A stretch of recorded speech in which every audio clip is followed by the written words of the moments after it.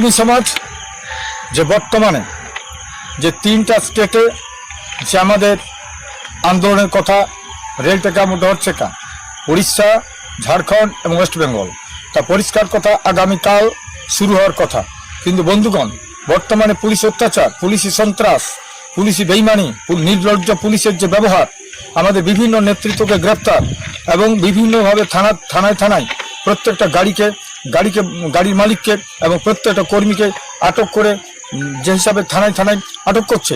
এই জন্য আজকে বিশেষ পরিস্থিতিতে আমরা আদিবাসী কর্মী সমাজ সমস্ত কর্মীদেরকে বিশেষভাবে আলোচনা করে আপনার কাছে সিদ্ধান্ত নিয়েছি।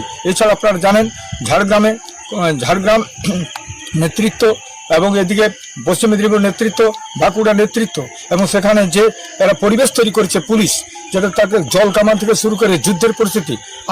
আপনারা জানেন বিগত যে আমাদের রেল টেকা ডর চেকা, সেখানে একটি পাথরও আমরা ক্ষতি করি নাই, অথচ রেলের কোনো সম্পত্তি ক্ষতি করি নাই, অথচ আমরা এই শান্তিপূর্ণ অবস্থানের বিরুদ্ধে আজকে বর্তমান সরকার একটা যুদ্ধ অবস্থা তৈরি করেছে। বিভিন্ন কায়দা করে মানে হাজার পুলিশ নিয়ে আমাদের বিরুদ্ধে একটা সংগ্রামের পলিসি তৈরি করেছে। কিন্তু আমরা শান্তিপ্রিয় কর্মী জাতি, তার জাতিসত্তার জন্য লড়াই করছি।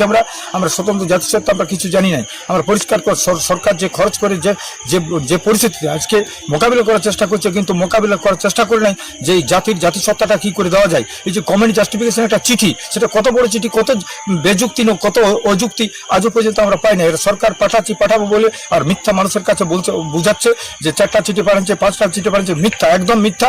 কোনো চিঠি পাঠায় নাই। বারবার চিঠি সেন্ট্রাল গভর্নমেন্ট দেওয়ার পরেও আজ পর্যন্ত সরকার নীরব। কিন্তু আমরা বিশেষ পরিস্থিতির জন্য, আগামী দিনের জন্য আমরা বিশেষ রেল টেকাকে বিশেষ পরিস্থিতিতে আমরা স্থগিত করতে বাধ্য হচ্ছি।